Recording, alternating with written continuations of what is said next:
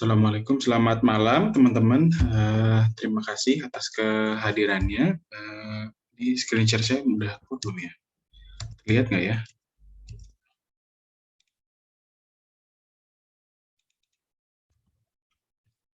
Oke, masih loading ya.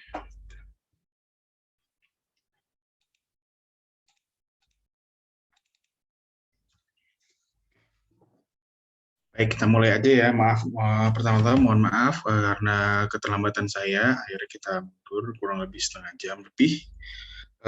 Di sini kita akan memberikan materi tentang journal reading atau critical appraisal ya, karena beberapa prodi untuk masuk biasanya membutuhkan untuk journal reading. Jadi kita akan menambahkan sedikit, walaupun memang materinya kurang lebih nggak banyak. Dan keterikatan biasanya pada anestesi, banyak kan biasanya pada jurnal-jurnal yaitu RCT atau biasanya terapi ya, terapi atau perbedaan teknik anestesi. Kalau untuk diagnostik itu jarang karena kita jarang perlu tindakan diagnostik. Terus kalau kualitatif juga jarang. Izin kita bahas ya. Jadi kalau secara maaf sudah kelihatan belum ya, Dokter Hadian mungkin?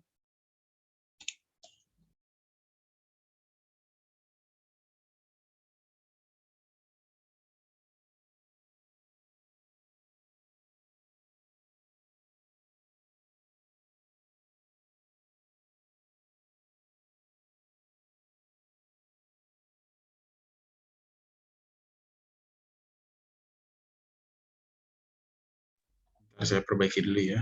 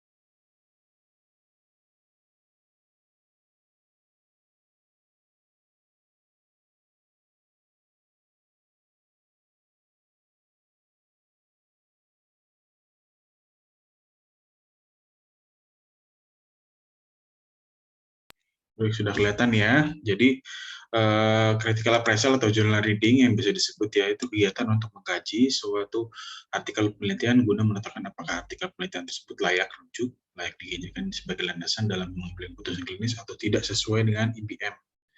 Jadi intinya kita mungkin bisa baca ya jurnal mungkin bagus ya, hasilnya signifikan misalnya, tapi sampelnya kurang, jadi nggak bisa diaplikasikan, atau penelitiannya mungkin bagus, cuman nggak bisa diaplikasikan di tempat kita. Nah, itu jadi kepentingannya apa? Fungsinya seperti itu.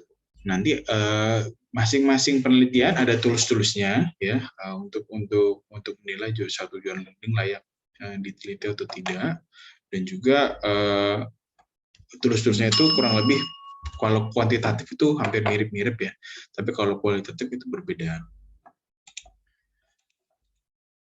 Oke. Jadi tipe artikel biasanya kalau intervensi bentuknya RCT ya, randomized control trial. Terus randomized control trial itu bisa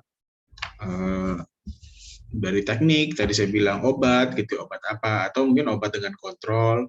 Ya, itu juga biasanya obat-obat di ICU, biasanya antibiotik gitu ya, sering itu digunakan. Kalau yang lain, etiologi dan faktor risiko bisa RCT, core study, atau case control study. Contohnya kalau core study atau case control biasanya menilai faktor risiko dari sebuah kejadian, misalnya kejadian pneumonia, ARDS, atau lain-lain kalau di anestesi ya. Kalau frekuensi dan ukuran biasanya dilakukan cohort cross-sectional, biasanya berhubungan dengan prevalensi dan ukuran.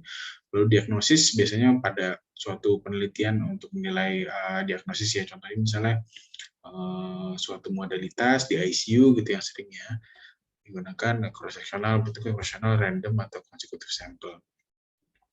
Lalu untuk menilai prognosis, misalnya suatu kejadian, itu akan biasanya tipenya quantitative study. Kalau suatu fenomena bisa kualitatif.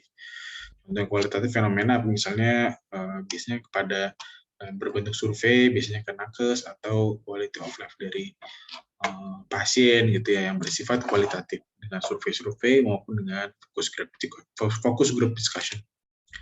Yang jadi evaluasi yang pertama perlu di sini valid ya. Valid misalnya studi ini udah dilakukan secara sedemikian rupa, tapi validnya nih ya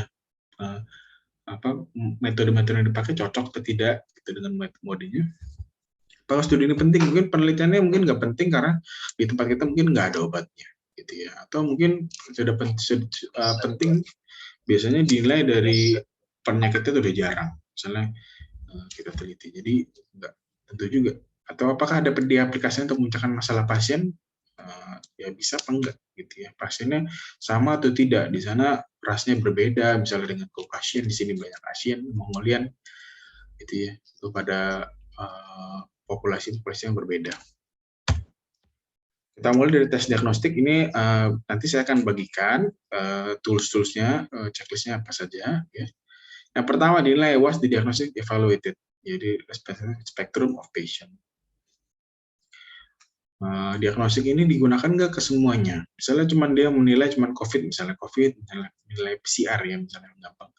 Itu diceknya COVID-nya semuanya nggak, dari ringan, sedang, berat, atau cuma ringan doang. Atau mungkin spektrumnya hanya yang awal-awal gitu ya, penyakit awal itu aja, atau mungkin semuanya. Jadi semakin spektrumnya baik, semakin baik gitu ya outcome-nya, hasilnya, validnya. Ditemukan di mana? Di bagian method ya, bagian section method. Di bagian method itu biasanya dijelaskan pasien ini bagaimana dilakukan pengambilan, pemilihan, faktor inklusi dan eksklusi ya, dipilih secara randomize atau tidak, dengan admisi seperti apa, apakah berulang atau tidak gitu ya, representatif seperti apa, biasanya usia dan lain-lain ya, jenis kelamin gitu ya. Terus reference standard applied regardless of index test result. Jadi harusnya semua tes ya, baik tes yang akan diuji ataupun reference standard tes kontrol harus dilakukan ke semua pasien gitu ya. Kalau memang tindakannya invasif atau ekspensif ya, mahal atau invasif, biasanya ada resiko masalah pun ada resiko positif palsu atau negatif palsu juga tetap harus dicek gitu ya. Baiknya sih semuanya dicek ya dengan sampel yang baik gitu ya. Dan juga dijelaskan alternatifnya apa, alternatif untuk follow up pasien misalnya drop out dan lain-lain gitu ya. Nanti biasanya di bagian metode ada jelas. Lalu diagnostik pun ada blind kan? Blinding situ ya. Ada nggak blind comparison dari indeks tes yang digunakan dengan baku emas? Biasanya dibandingkan dengan baku emas ya. Misalnya contohnya COVID atau tes RDS misalnya, dicek gold standarnya sekarang pakai kriteria Berlin, yang satu mungkin hanya dengan kriteria yang baru misalnya. Misalnya saya buat kriteria Bambang kriteria misalnya. Nah itu di blind ini seperti apa gitu? Apakah yang akan mengetes apakah tahu kondisi pasien dan lainnya atau cuma memang seperti itu. Jadi dinilai ya seperti itu ya. Harus appropriate, terus sedekat mungkin dengan yang faktual atau dengan yang benar gitu ya. Jangan ada yang bisa ditutup-tutupin. Terus harus diakses kepada semua pasien juga secara independen blinding. Jadi kalau blind itu double blind ya misalnya. Jadi yang ngambil sampel ya dengan yang akan mengecek sampelnya itu berbeda orangnya, terus nggak tahu sama sekali tentang identitas pasien gitu. Jadi benar-benar tidak ada subjektivitas. Dapat dilihat di mana di bagian metode.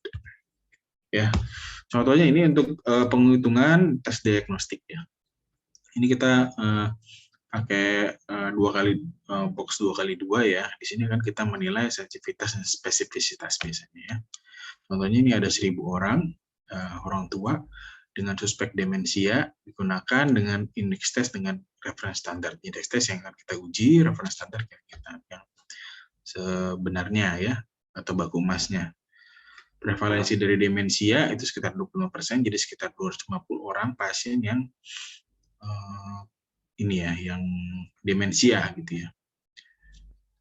240 orang tes positif di keduanya, di indeks walaupun reference, dan 600 negatif di keduanya. Totalnya kan sekitar 840 ya.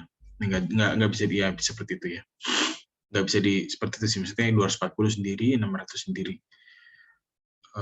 Jadi pertama kita akan buat kabel 2x2 ya, di mana yang udah positif dua-duanya di sini 240. Bukan.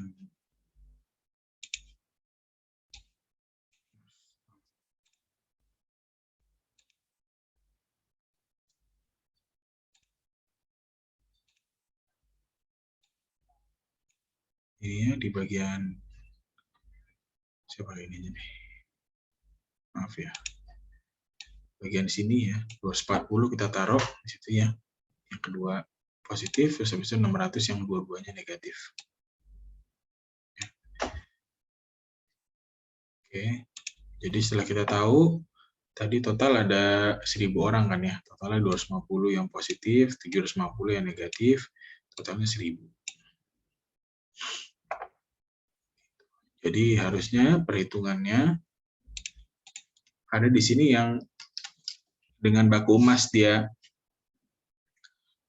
negatif dan indeks tesnya negatif, harusnya 750 orang. Berarti sisanya yang dengan indeks tes ini, yang dengan yang tes kita coba, ya, dengan indeks kita coba, dia positif tapi harusnya negatif, jadi 150 atau positif. Palsu sih, bilangnya negatif. Ya harusnya dia negatif gitu ya. Terus di sini ada juga yang harusnya positif, sekitar total 250, yang ke detect cuma 240, jadi 10-nya yang sisanya. Nah, jadi jumlah 620 sampai 390 ya. Oke. Ini dapat dilihat tadi.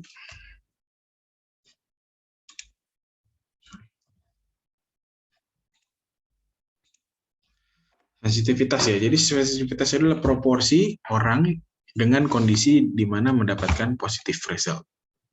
Spesifitas proporsi orang dengan tanpa kondisi yang mempunyai hasil negatif. Ya, jadi sensitivitas itu menilai proporsi orang sakit yang mendapatkan hasil positif, spesifitas proporsi orang yang tidak sakit yang mengalami hasil negatif. Ya.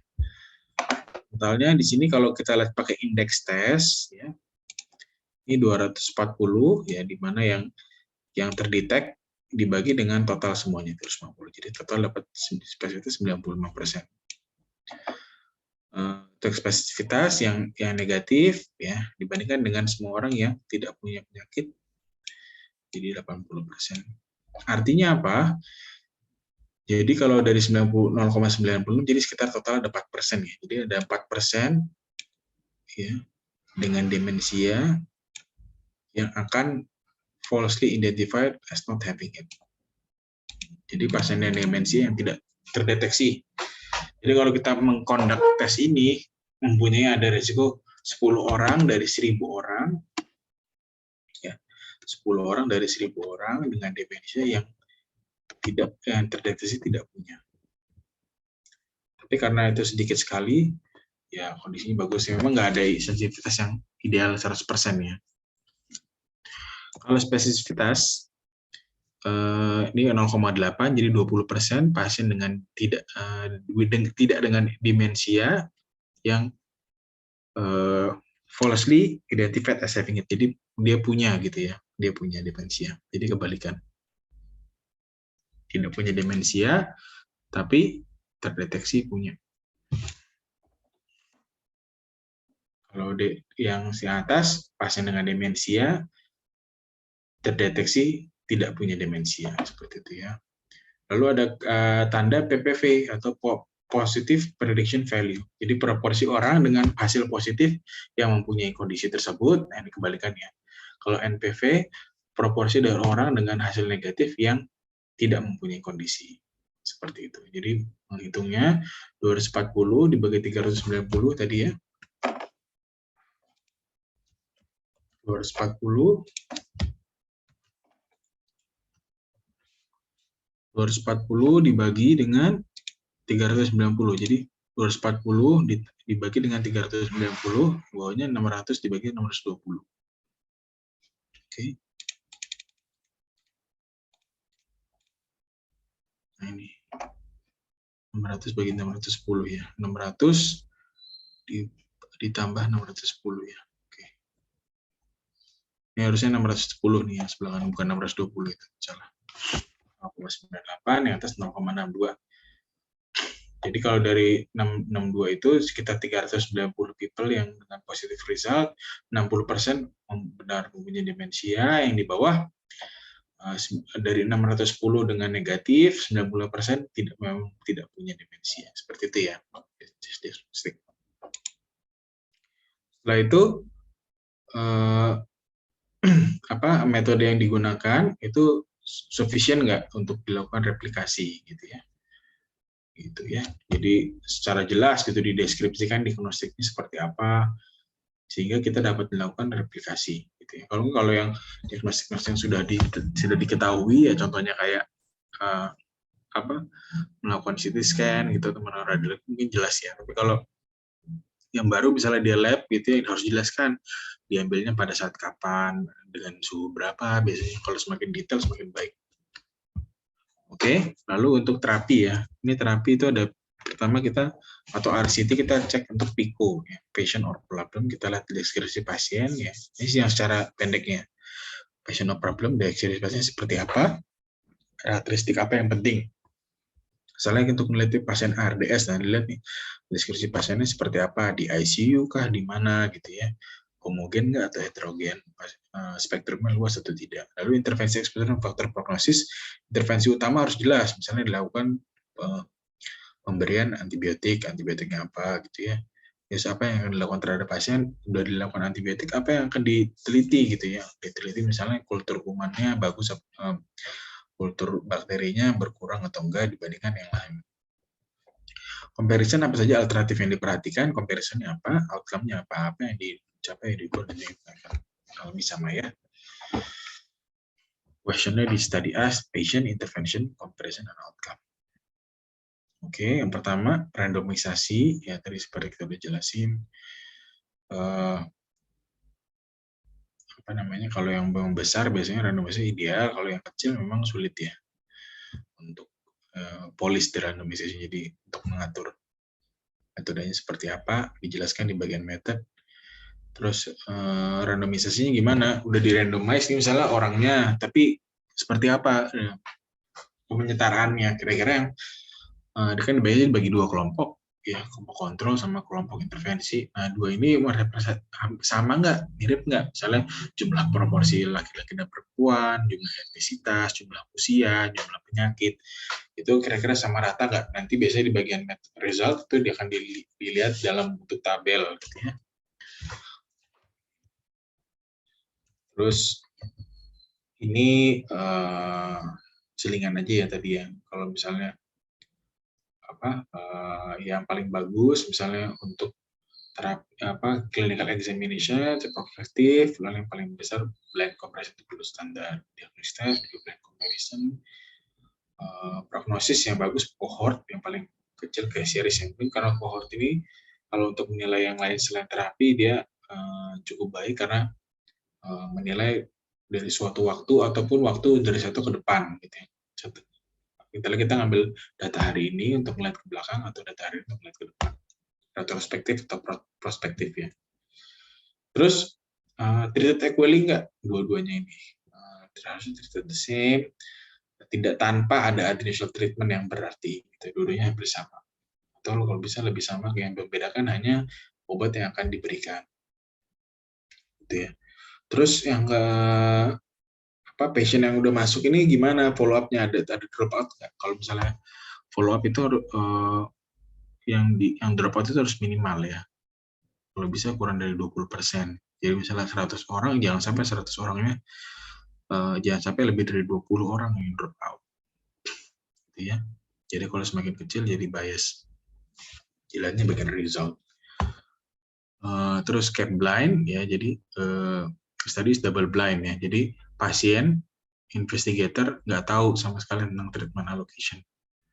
Jadi kita cuma bisa penomoran ya. Jadi yang orang yang ngasih obat kepada pasien itu tidak tahu. Nanti orang yang menilai nanti ke depannya misalnya nilai kultur bakterinya pun nggak tahu tentang kondisi pasien biasanya gitu ya. Jadi itu randomize-nya lebih baik dilihat di bagian metode.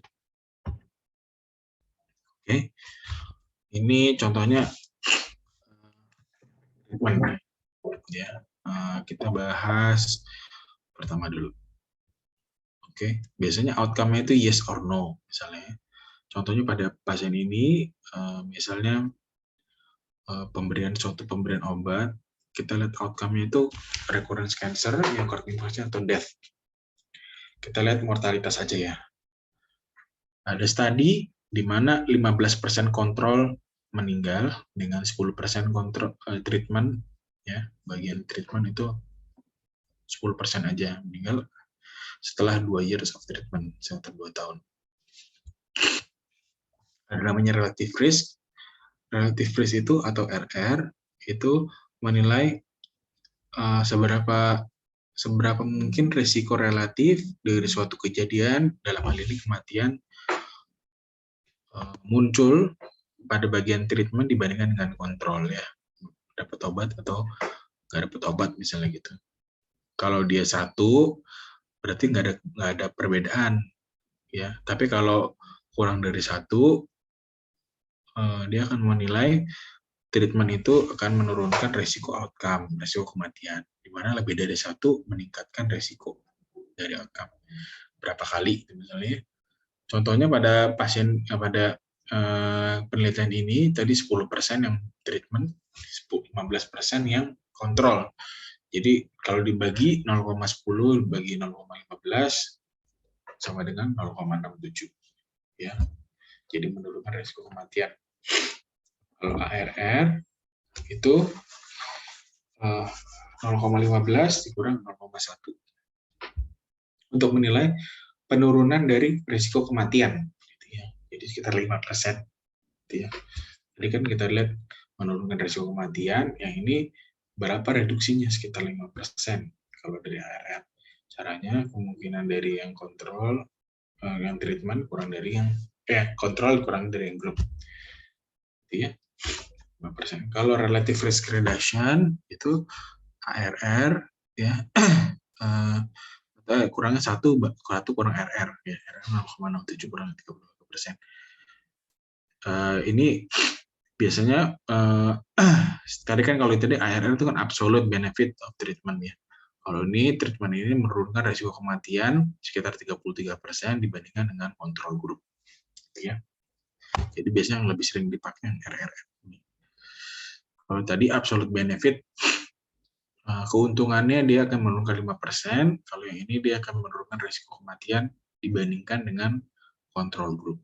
Nah, burden to treat itu adalah 1 dibagi RR, ibaratnya jadi seberapa orang yang dibutuhkan untuk menyembuhkan di populasi untuk mencegah dari satu kematian gitu ya. Jadi kayak kasarannya kita perlu 20 orang di terapi selama 2 tahun untuk menurunkan satu kematian.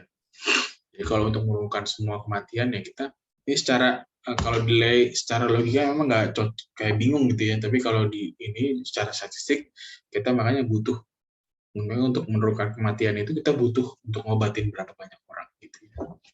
Gitu. Terus baru kita lihat precise estimate-nya seperti apa. Kita lihat confidence interval sama lihat p-value ya, di bawah 0,05 signifikan atau enggak. Ini kita coba contoh, bandingkan kerusakan meropenem dan carbapenem dalam menangani sepsis oleh karena Pseudomonas aeruginosa, randomized open label, randomized teman memang ada open label dengan clinical control trial. Contohnya settingnya di RSUD, suatu kota X, 180 orang dengan riwayat sepsis terkonfirm ya, dengan kultur darah pseudomonas adenosine. Yang satu dapat meropenem 3 kali 1 gram, satu dapat carbapenem 3 kali 1 gram. Keluarannya sukses dengan prokalsitron yang menurun pada pengecekan 3 hari, kultur menghilang pada 4 hari, dan kebutuhan ICU menurun. Ya, ready-nya semua.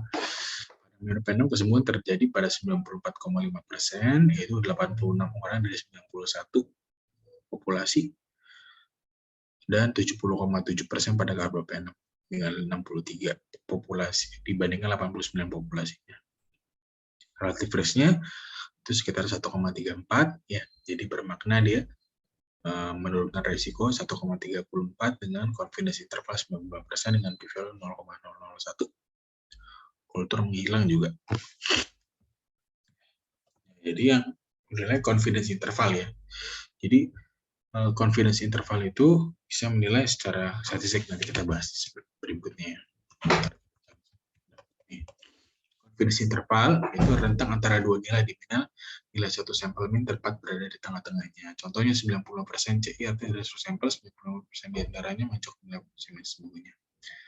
Rentang yang lebih kecil memang ada estimasi yang lebih tinggi. Kalau p-value menilai faktor kebetulan semakin kecil, nilainya akan berkesan bahwa penelitian itu valid karena bukan hanya karena kebetulan. Jadi kalau misalnya di bawah 0,05, jika penelitian dilakukan 100 kali, 90% diantara akan menunjukkan hasil yang sama. Jadi kalau kita nilai p-value dengan confidence interval, itu p-value kita lihat secara statistik. Jadi di bawah 0,05, jadi kalau memang tadi 90 kali kita lakukan kita lakukan penelitian, hasilnya selalu sama. Tapi kalau dilihat secara klinikal signifikan, itu rentangnya akan terjadi selama 95 kali itu sekitar 1,1 sampai 1,8 dengan RR pada penelitian ini 1,4 gitu ya. Jadi mungkin kita bisa nilai RR-nya 1,4, tapi kalau confidence intervalnya pun rentangnya jauh, ya perlu kita pertanyakan juga seperti itu ya.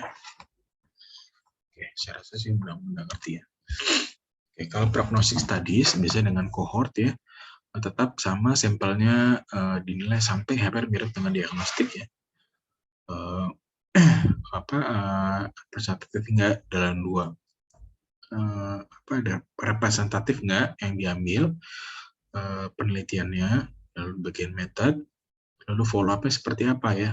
Jadi kalau follow up-nya makin panjang itu mungkin lebih bagus gitu ya. Tapi kalau memang tapi tergantung juga, kalau contohnya kayak kehamilan ya mungkin kita bisa lihat sekitar 9 bulan. Tapi kalau cancer mungkin bisa many years ya, bisa 5 tahun, 10 tahun. Kalau semakin panjang mungkin lebih baik ya. Misalnya kita bisa lihat 5 year survival rate sama 10 year survival rate itu pun berbeda maknanya. Seperti itu ya. Kita biasanya lihat di bagian result. Lalu blindnya seperti apa? Jadi less objektif, lebih banyak yang objektif yang dinilai. Kita mungkin yang menilai blending seperti apa. Mungkin yang mengambil datanya mungkin tidak tahu, yang menganalisa mungkin berbeda lagi seperti itu. Oke. Terus different prognosis identified, ada nggak adjustment-nya? Contohnya pada misalnya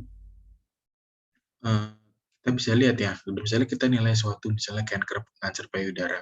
Yang satu usianya 40 tahun, yang satu 60 tahun. Nah, kita harus lihat ini ada nggak subgrupnya. Ya, apakah memang semuanya nggak ada yang di subgrup? Misalnya contoh diambil 40-60 tahun. Lebih bagus kalau misalnya subgrup, misalnya 40-45 tahun digrupkan sendiri, 46-50 digrupkan sendiri. Jadi hasilnya lebih representatif. Kalau memang terlalu besar gitu rentangnya diambil satu grup, mungkin bisa lebih tidak valid. Nah, kita bisa lihat di bagian results. Oke, kalau prognostik, kita bisa tetap lihat di confidence interval juga, ya, dengan odds ratio atau relative risk. Seperti itu ya. Jadi suatu kemungkinan terjadinya juga sama, tadi hampir mirip dengan diagnostik. Jadi kita bikin tabel 2x2. Oke. Lalu untuk systematic review, memang ini jarang dilakukan, cuman kita bahas coba satu-satu. Tetap PICO-nya kita harus melihat ya. Biasanya systematic review itu adalah kumpulan dari suatu dari berbagai penelitian, biasanya pada ini ada intervensi ataupun diagnostik. PICO-nya kita lihat, patient, intervention, ya, terus outcome sama ini tadi, sorry, saya lupa comparison-nya ya. Terus selain itu ada juga namanya important relevant studies nggak. Jadi ini bisa kita lihat, contohnya misalnya kita lihat ada 5 penelitian, ya, di mana ada Brown, Jeffrey, Mason, Peterson, Scott. Kita bisa lihat ya di sini OR-nya yang saat kita lihat yang tengah ya, di bagian tengah ini ada yang bagian ini sama ada yang bagian ini. Ya. Sini dari 5 ini cuma satu nih yang sebelah kanan ada di sebelah kanan yang sebelah kiri. Itu yang menandakan apa? Ini lebih nggak homogen gitu ya. Jadi ada lebih bagus ada banyak perbandingannya. Ya semakin mungkin kalau dia penelitiannya yang semakin banyak gitu dengan perbandingan yang kanan kiri mungkin lebih banyak dibandingkan yang penelitian yang dikit terus hasilnya OR sama semua homogen semua. Dengan tahun yang sama, age yang sama itu kan yang berbeda-beda mungkin lebih bagus gitu ya. Oke.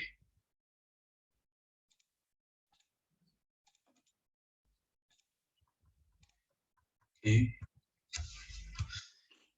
Terus kriteria untuk inklusi seperti apa? Inklusi dan eksklusi harus baik. Ya.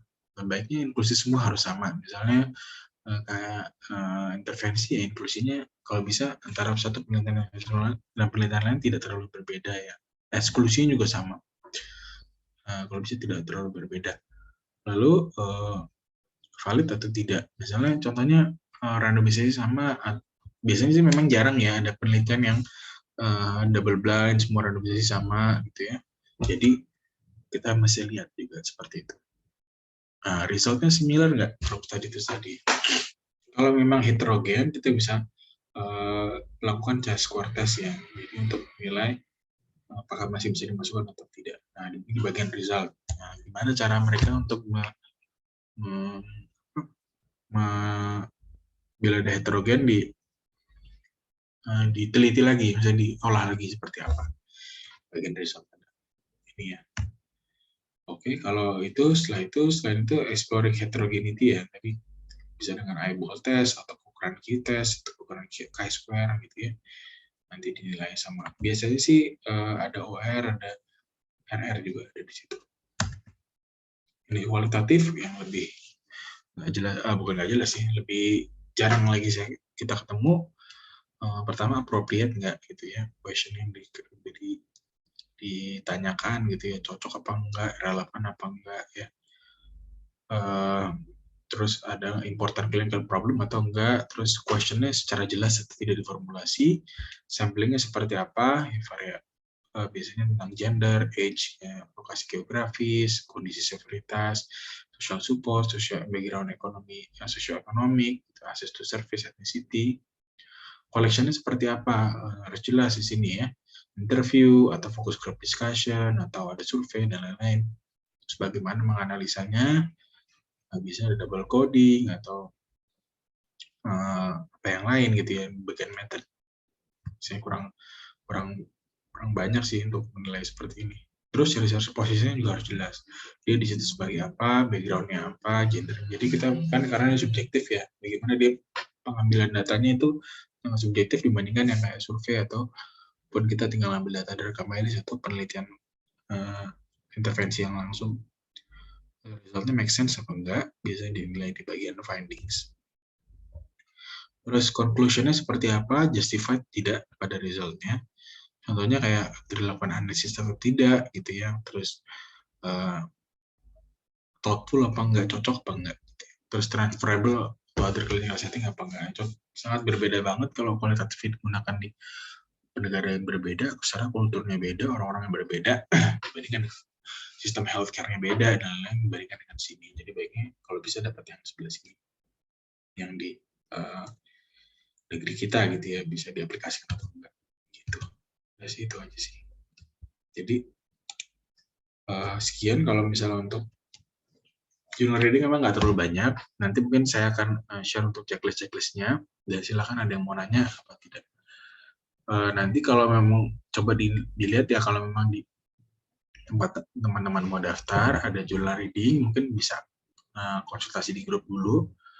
Kira-kira mungkin ada yang sebelumnya seperti apa journal reading, karena tiap journal reading tiap ini beda-beda. Ada yang kayak dibawa pulang, disuruh dikerjain dulu, atau nggak langsung bener-bener di situ langsung dikasih waktu untuk membuat journal reading tersebut. Itu ya, Dokter Hadia mungkin ada pertanyaan? Kalau nggak ada, saya tutup saja. Terima kasih atas partisipasinya. Sampai bertemu di selanjutnya ya. Terima kasih, Dok.